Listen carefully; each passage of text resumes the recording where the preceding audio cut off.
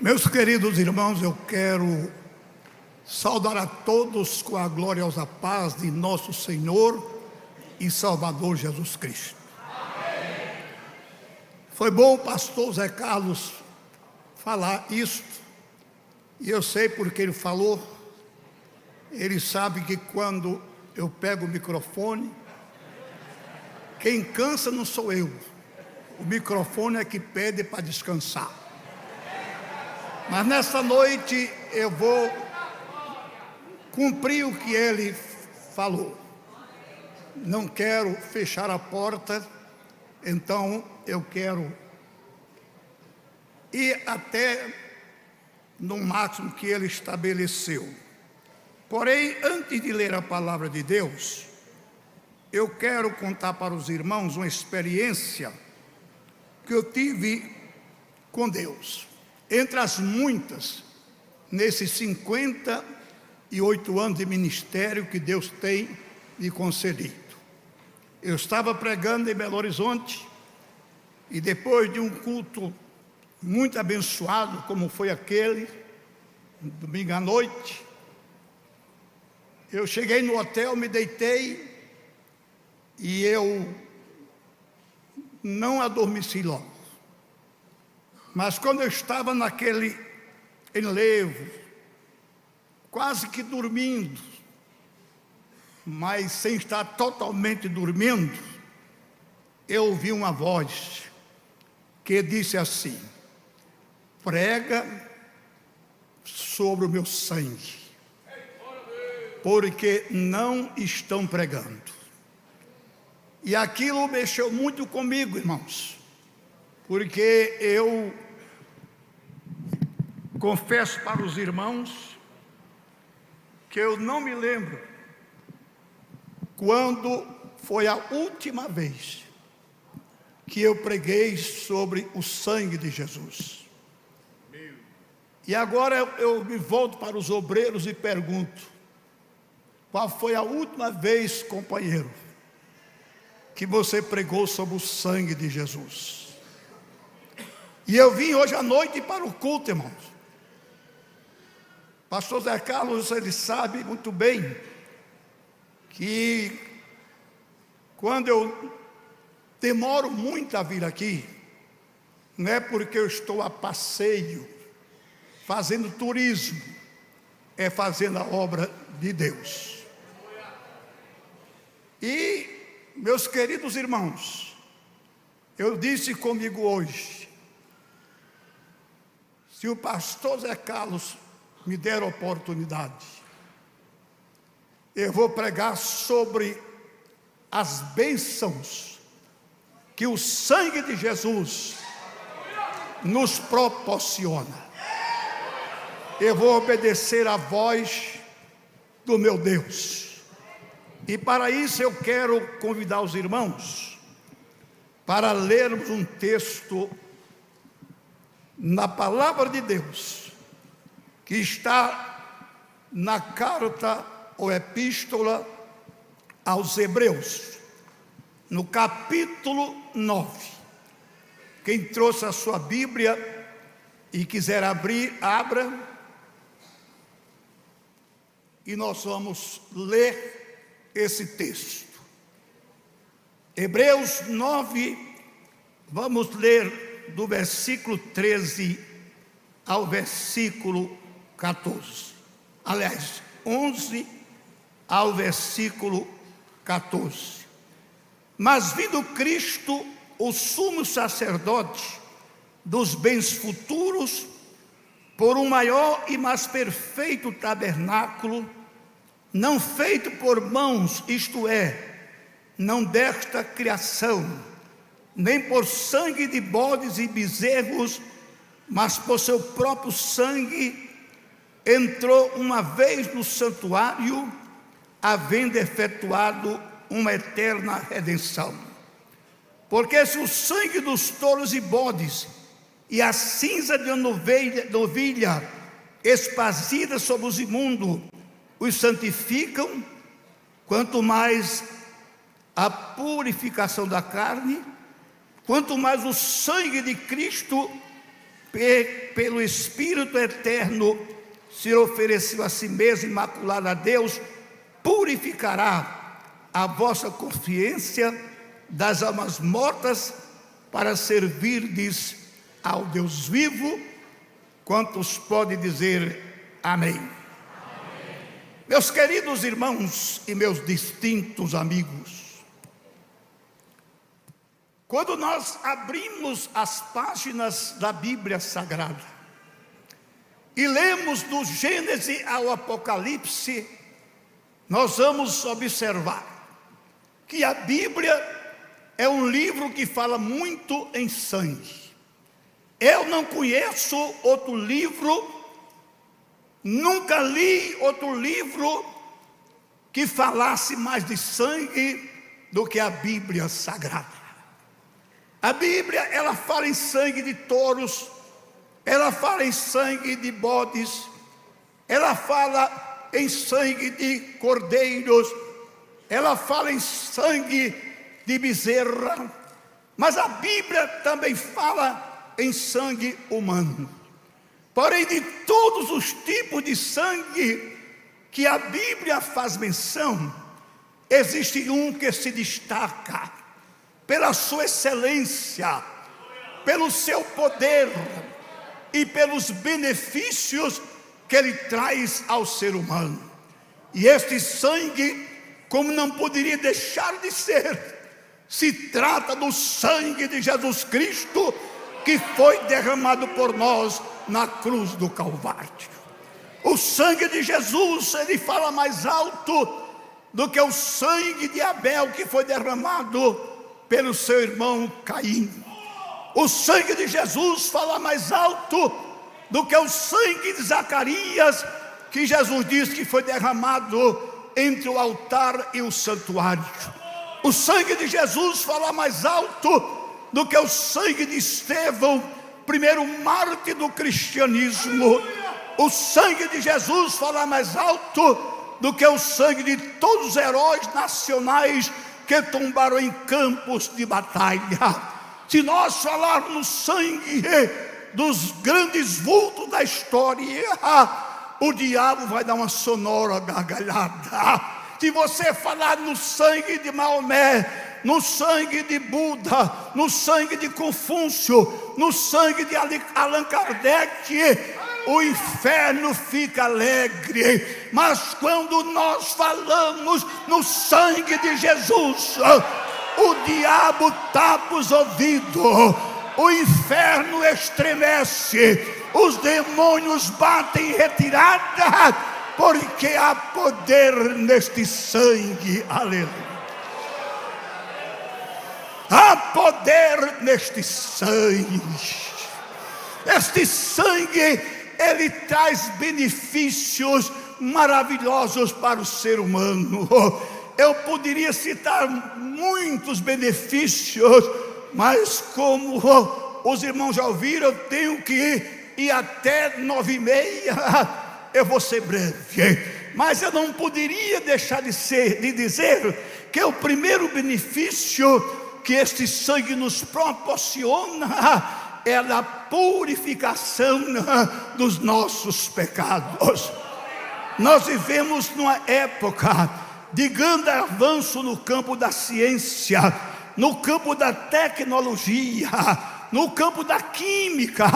A gente chega no supermercado, vai lá na gôndola, onde estão os coisas para limpeza, e nós encontramos tantos produtos: limpa estufado, limpa talheres, limpa tapetes, limpa parede, mas nós nunca vamos encontrar um produto que limpe o homem dos seus pecados, porque este poder só o sangue de Jesus ele nos proporciona. Todo sangue humano, pode ser do rico, pode ser do pobre, pode ser do patrão, pode ser do empregado, pode ser do culto, pode ser do indulto, pode ser do grande, pode ser do pequeno, todo o sangue humano, quando ele cai no chão, ele deixa uma nódoa. E se cair em cima de um tapete, dá trabalho para tirar. Agora o sangue de Jesus é o contrário. Aonde ele cai, a sujeira tem que sair. Está escrito na Bíblia. O profeta Isaías, ele diz assim: vinde e argui-me, e ainda que os vossos pecados sejam como a escarlate, eles se tornarão mais brancos do que a neve. Ainda que sejam vermelhos como o carmesim, eles se tornarão mais brancos do que a lã. E a Bíblia nos diz, João capítulo 1 na epístola, versículo 7: se andarmos na luz, como ele na luz está, temos comunhão uns com os outros, e o sangue de Jesus nos purifica de todo pecado. Essa expressão todo significa plenitude. A Bíblia não diz que nos purifica de alguns, mas de todo o pecado. Eu li uma certa ocasião um livro de um biógrafo de Martim Lutero, e ele conta naquele livro que Lutero estava um dia orando, e o diabo se apresentou a ele, se manifestou a ele com uma lista grande. Eram os pecados de Lutero, cometidos por palavras, por atitudes. O diabo só não conhece os pecados que nós cometemos pela mente, porque só quem penetra na nossa mente é o Deus Todo-Poderoso. E o diabo olhou para ele e disse: você cometeu todos esses pecados e agora diz que está salvo? Lutero deu uma risada, segundo o seu biógrafo, e disse: cometi mais do que esses aí, mas no dia em que eu criei no Senhor Jesus, o seu sangue me purificou, tirou todo o meu pecado e me lavou, porque há poder neste sangue. E por isso, escuta aqui, meu irmão, minha irmã, se você pecar, se nós pecarmos, e não há nenhum de nós aqui que não peque. A Bíblia diz: se alguém diz que não peca, é mentiroso. Todos nós pecamos. Agora, não jogue o pecado para debaixo do tapete. Não esconda o seu pecado. Vou lhe dar um conselho: vá até a cruz. Ainda há uma fonte carmesim que está jorrando, e não vai parar de jorrar enquanto a igreja estiver aqui na terra. É o sangue do Cordeiro de Deus para nos limpar. João Batista, quando ele viu Jesus pela primeira vez, ele apontou para ele e disse: eis aí o Cordeiro de Deus que tira o pecado do mundo. Aleluia. O sangue de Jesus, ele está circulando hoje à noite aqui. Com toda certeza eu digo isso, para nos limpar, para nos purificar. Mas deixa eu ir um pouco mais para adiante. Em segundo lugar, a segunda bênção que o sangue de Jesus nos proporciona é a bênção da proteção. Nós vivemos num mundo, irmãos, de insegurança, e o Brasil está entre um dos países hoje de maior número de mortes, de criminalidade, de violência. Você sai de casa e não sabe se volta. E diante dessa realidade, as pessoas procuram se proteger de todas as formas. Por exemplo, os ricos, famosos, têm os guarda-costas. Aqueles que têm condição não usam o carro que nós usamos, é carro blindado, lataria blindada, vidro blindado, mas mesmo assim não escapa da morte, não escapa da violência. Uns colocam na porta ou no portão da sua casa um cartaz dizendo pitbull raivoso, para espantar os bandidos ladrões. Outros colocam cercas elétricas, colocam tudo para se proteger. Mas a Bíblia diz: se o Senhor não guardar a cidade, em vão vigia o sentinela. Hoje as pessoas andam armadas, irmão. Você vê, eu vou dar um conselho aqui aos irmãos: nunca discuta com ninguém no trânsito, porque você não sabe. Geralmente estão armados. Eu não sei se já contei aqui, um dia eu ia aqui no altiplano e um cara atrás de mim buzinando, e eu dava lugar para ele passar, ele não passava. Ele queria era encher minha paciência, era o diabo me provocando. Aí eu abri, quase encostei o carro no meu filho, ele passou. Quando chegou lá na frente, poucos metros, o sinal estava vermelho, ele parou. Aí eu parei ao lado dele e olhei para ele, e ele entendeu o que eu queria dizer. Você estava tão apressado, está aqui do meu lado. E ele entendeu, porque ele baixou o vidro do carro e disse assim: vai aprender a dirigir, velho babaca. O sangue subiu para a cabeça. E você não queira ver um paraibano macho com raiva, nervoso, não queira nunca ver. Meu irmão, deu vontade de eu abrir a porta do carro e ir lá e arrastar ele pela janela. Mas o Espírito Santo disse: você é crente. E eu passei o resto do dia com aquele entalado na minha garganta. Fui-me embora. E eu quero dizer para vocês essa noite aqui, que crente, irmão, crente não tem revólver, não. Eu ouvi hoje na televisão um pastor famoso, conhecido, dizer, ele disse num podcast que ele estava, que se alguém entrar na sua casa para mexer com sua esposa, vai receber bala. Aí o entrevistador perguntou: e você tem arma em casa? E crente tem revólver em casa? Tem. E eu disse ali, olhando para aquela tela: eu não tenho revólver, porque eu confio no poder do sangue de Jesus para me proteger.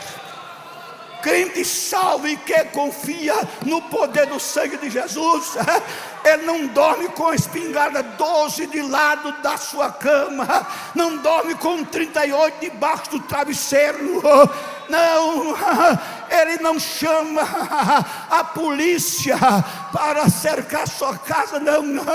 Ele, quando vai dormir, ele dobra os joelhos e diz: Jesus, me cobre com o teu sangue, me cobre com o teu sangue. E ele dorme o sono do justo. Ele dorme o sono do justo, porque este sangue tem poder de nos guardar. Quando Israel ia sair do Egito, na última noite, Deus diz para Moisés o quê? Moisés, em cada casa manda matar um cordeiro. Cordeiro, uma figura de Jesus, que é o nosso cordeiro pascal. Não é pascual, é pascal. E pega o sangue, oh aleluia, e asperge nos umbrais das portas.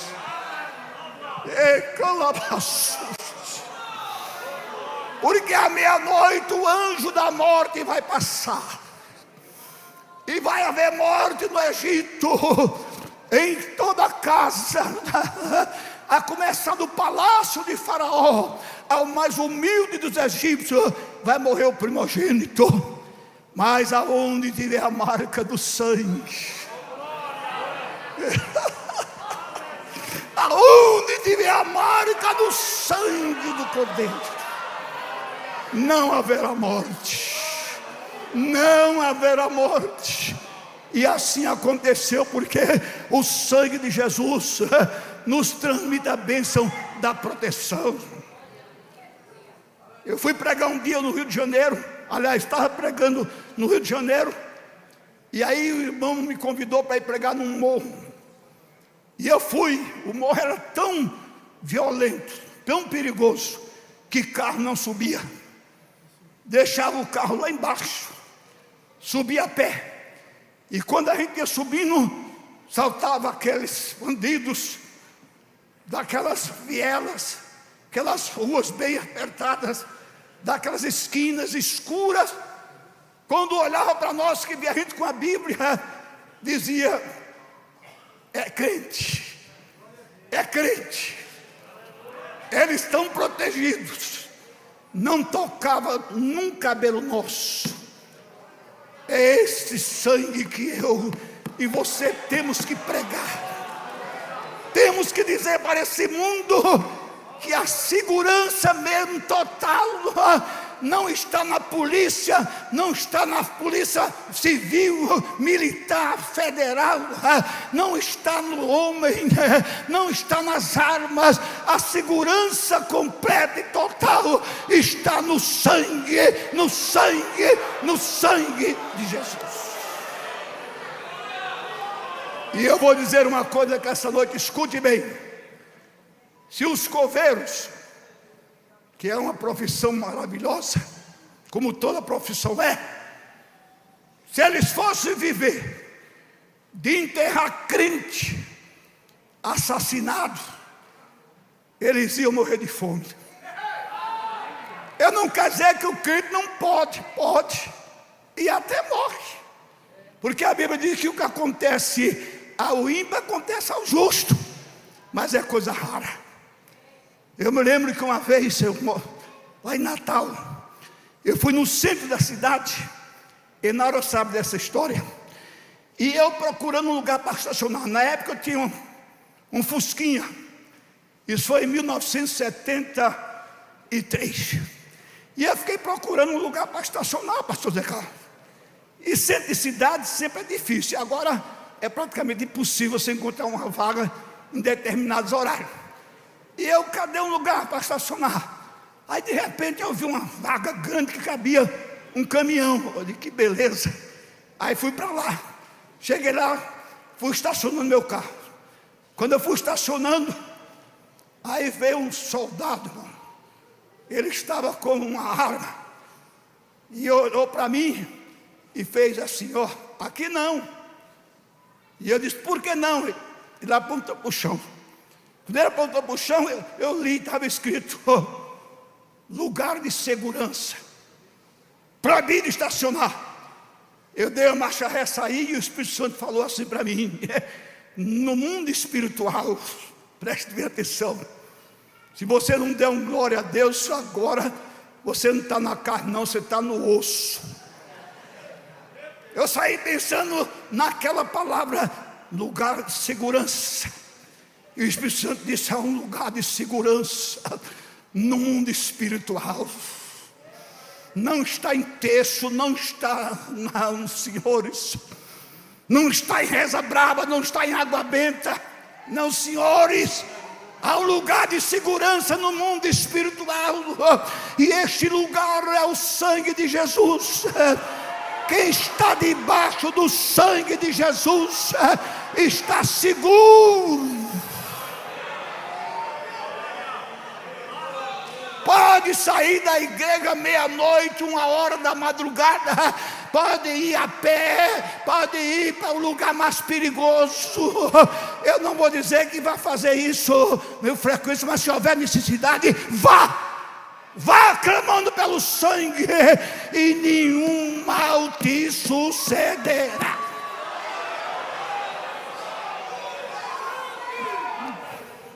Nós temos o caso de Raabe. Raabe pegou os homens que Josué mandou espiar a terra, os espias, e os escondeu no telhado da sua casa. E eles voltaram em paz. Mas antes disso, Raabe falou para eles que o povo ali em Jericó todo estava com medo, assombrado com o que o Deus de Israel estava fazendo. Aí eles disseram para Raabe: faz o seguinte, nós vamos entrar aqui, nós vamos vir aqui, Deus vai nos dar essa cidade, mas nós vamos fazer um pacto contigo, uma aliança contigo. Você pega um fio de escarlate, pega um fio vermelho, um cordão vermelho, não é do PT não, um cordão vermelho, e você pendura na janela da tua casa. E quando nós viermos e tomar Jericó, quem estiver debaixo do teu telhado não vai sofrer mal nenhum, porque aquele cordão vermelho era um símbolo do sangue de Jesus Cristo derramado por nós na cruz do Calvário. Aleluia. E tem uma coisa: o sangue de Jesus, ele não nos protege somente fisicamente, ele nos protege espiritualmente. Ninguém, irmão, subestima Satanás, não superestime, mas também não subestime, que ele tem o seu poder, ele é terrível, e não brinque não. Por isso é que está escrito na Bíblia: resistir ao diabo e ele fugirá de vós. Está escrito que o diabo nosso, aqui vou dizer uma coisa, que vocês não se escandalizem comigo não, mas vou dizer uma coisa aqui: eu não concordo quando Pedro diz lá na primeira carta, no capítulo 5, que o diabo é o vosso adversário. O diabo é adversário nosso nada, irmão. O diabo é nosso inimigo. É porque adversário é uma coisa. Eu, quando eu jogava futebol, tinha os adversários, mas depois terminava o jogo, a gente se abraçava, saía. Naquele tempo não era crente para beber, é só adversário. Mas o diabo não, era nosso inimigo, e eu quero que ele seja. E se Jesus me der essa oportunidade para pegar ele lá na eternidade, o maior pedaço dele que é sobrar, não dá para fazer um confete. Não dá para fazer um confete, porque se ele me odeia, eu odeio muito mais ele é meu inimigo. Aleluia! Aleluia!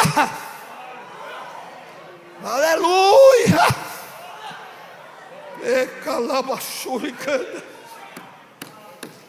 Agora eu não tenho medo dele. Eu não tenho medo de macumba. Não tenho. Quando Deus nos deu uma casa em Campina Grande, uma mansão, 5 suítes, salão de festa, piscina semiolímpica, sauna, construída em 802 metros de área. Vocês acham que o diabo ficou satisfeito? Não. Ele quer ver todo crente na miséria. Se ele pudesse, estava todo mundo aqui de roupa rasgada, chinelo japonês, com as tiras presas num prego. Não tinha um carro no estacionamento, só bicicleta com pneu já assim, ó, estufado para fora. Mas escute o que eu vou dizer: se merecer um glória a Deus, não engula. Mas quem manda não é o diabo, quem ainda continua mandando é Jesus Cristo. Aleluia. Aí sabe o que acontece? Acontece de vez em quando a irmã Naura ia lá fora. Quando abriu o portão, ela via lá um trabalho de macumba. Era. Aí quando um dia ela foi lá fora, de manhã, não foi nada, tinha 2 mulheres colocando lá umas velas, um prato de farofa, cachaça, galinha preta. Quando ela viu, olhou de lá do portão e disse: o sangue de Jesus tem poder. Elas deixaram tudo lá, saíram correndo, e Enara saiu correndo atrás dela. O sangue de Jesus tem poder, o sangue de Jesus tem poder. Nunca mais apareceram lá, porque o sangue de Jesus tem poder para desfazer toda a obra do maligno.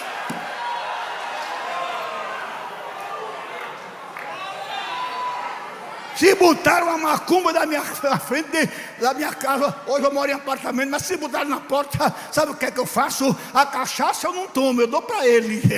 Mas a galinha eu mando Enara matar, comer com a farofa. As velas eu apago, jogo no lixo, porque está escrito na Bíblia: nenhum mal te sucederá, praga nenhuma chegará na tua tenda. Crente não tem medo de macumba.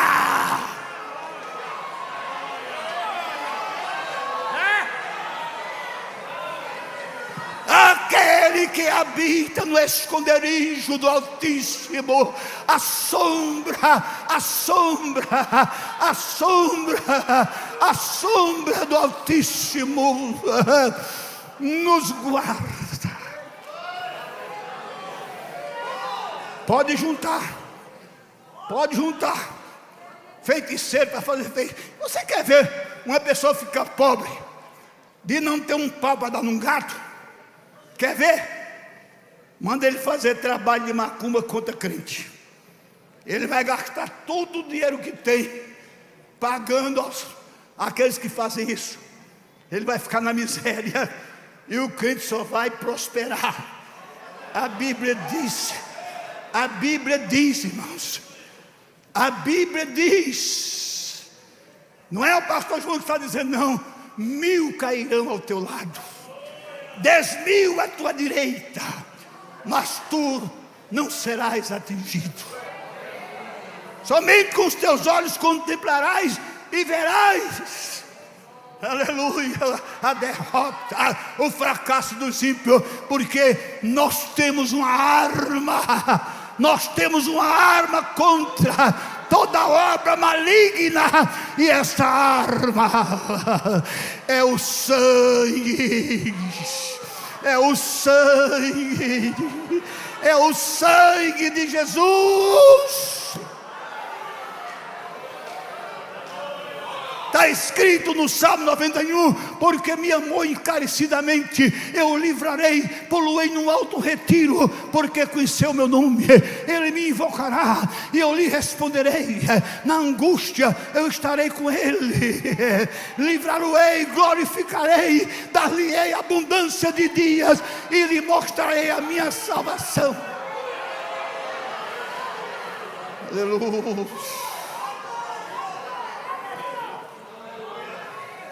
9h25, pastor Ricardo. Vou terminar agora. Irmão, eu queria que esse culto fosse uma vigília. Do jeito que está gostoso esse lugar. Esse púlpito aqui está mais quente do que a fornalha de Nabucodonosor. Mas eu vou terminar, pastor Zé Carlos. A terceira bênção que o sangue de Jesus nos garante é a bênção do resgate da nossa alma. A palavra resgatar significa adquirir por um preço. Quando os sequestradores sequestram alguém, eles não sequestram pobre, não. Só sequestram rico, por quê? Porque eles vão pedir o resgate, e o valor é alto. É alto, não é verdade? Não é, Valdo? Não é verdade? Não é pouco não, é muito. Por isso que não sequestra pobre. Mas o sangue de Jesus, aleluia, nos resgata. Nos resgata. Está escrito na Bíblia. Mas antes de eu citar o versículo, eu vou abrir um parênteses para contar um caso que se deu com uma criança. Aquela criança era muito inteligente. ela tinha muitos brinquedos, mas um dia ela pegou um toro de madeira. Deixa eu ver se só 5 minutos dá para falar. E ela fez um barquinho para ele, e aquele barquinho ficou sendo o seu brinquedo predileto. Desde chegar da escola, ele morava numa casa, numa roça. Atrás da casa passava um córrego, um riacho, como você quiser. E ele chegava à tarde e ia brincar com aquele barquinho, soltava ele lá em cima, vinha correndo e pegava ele lá embaixo. Só que um dia, ele não percebeu que a noite chegou. E quando ele soltou o barquinho lá em cima, a correnteza levou, ele não conseguiu resgatar o barquinho. E ele foi embora. Ele foi para cá chorando, chegou em casa, os pais perguntaram o que foi. O riacho levou meu barquinho. E quando foi no final de semana, no sábado, os pais foram à cidade e levaram ele. Passando numa loja de brinquedos, aí ele viu o barquinho dele na vitrine. Estava lá o barquinho dele. Aí ele chamou os pais e disse: papai, mamãe, olha o meu barquinho onde está. Eu vou entrar nessa loja. Foi lá, entrou, procurou saber quem é o dono. O dono apareceu e disse: olha, aquele barquinho que está na vitrine é meu. Como é seu? Fui eu que fiz. Olha aqui as marcas em minhas mãos, os calos. Fui eu que fiz. Aí o dono, muito frio, disse: você pode ter feito, mas agora ele é meu.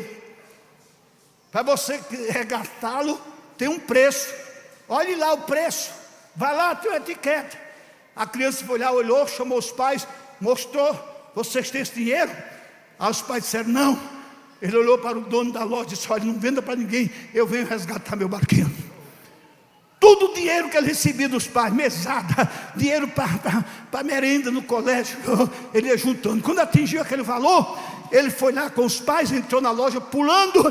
Cadê o dono? Ele apareceu. Aí disse: senhor, eu vim buscar meu barquinho. Ele disse: mas trouxe o dinheiro, resgate? Ele disse: trouxe, está aqui. Abriu um cofrezinho, jogou aquela dinheiro em cima do balcão. O dono contou, está certo. Foi lá na vitrine, tirou o barquinho, tirou a etiqueta, entregou a criança. A criança pegou o barquinho, apertou assim no peito. Olha que coisa linda, irmão. Eu quero ver se ele vai ficar com essa cara de múmia aí, sem dar um glória a Deus.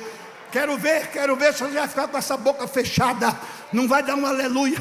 Pegou aquele barquinho, apertou contra o peito e gritou bem alto dentro da loja: barquinho, tu agora és meu 2 vezes. Uma porque eu te fiz, e a outra porque eu te resgatei. Agora eu quero ver se você não vai falar em línguas estranhas. Eu quero ver se vai ter obreiro aqui que vai ficar com essa cara de papangu, não vai dar um aleluia. Quando você se entregou para Jesus, jovem, quando você se entregou para Jesus, irmã Nelma, quando você se entregou para Jesus, irmão João, irmão Antônio, irmã Maria, quando eu, Gilvão, me entreguei para Jesus, Ele nos pegou em seus braços e disse: agora você é meu 2 vezes. Uma porque eu te friei no ventre da tua mãe, e a outra porque eu te resgatei com o meu sangue.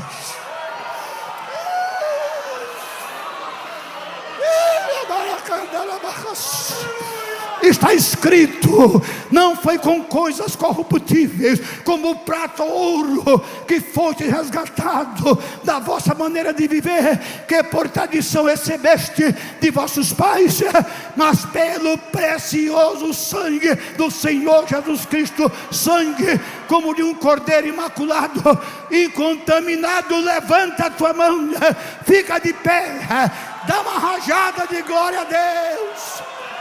Levanta, obreiro, levanta a tua mão, abre a tua boca, fica de pé, minha irmã, fica de pé, minha irmã, glorifica, glorifica.